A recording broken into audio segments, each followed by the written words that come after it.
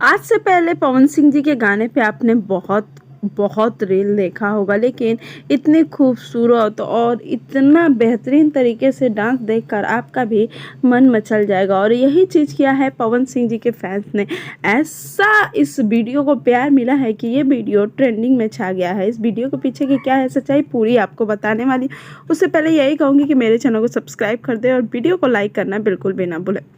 आपको बता दूं कि पवन सिंह जी का गाना गोदी में लेके खो दी जानी जीजा जी, ये गाना सुपर डुपर हिट रहा क्वीन सालनी जी के साथ। इसी गाने पे ये बेबी सिंह जी हैं जिन्होंने पवन सिंह जी के गाने पे वीडियो बनाया है और सोशल मीडिया पे ये वीडियो ऐसा तहलका मचा दिया कि इनके इस वीडियो पे 3 मिलियन व्यूज़ चले गए हैं।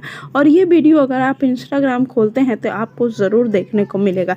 तो पवन सिंह जी की आए दिन किसी गाने का एक ऐसा ट्रेंड आ रहा है कि उस पर गाने पे मिलियन व्यूज़ जा रहे हैं। अब देखना है कि पवन सिंह जी के अगले गाने पे कितना व्यूज़ जाता है और कितने रील।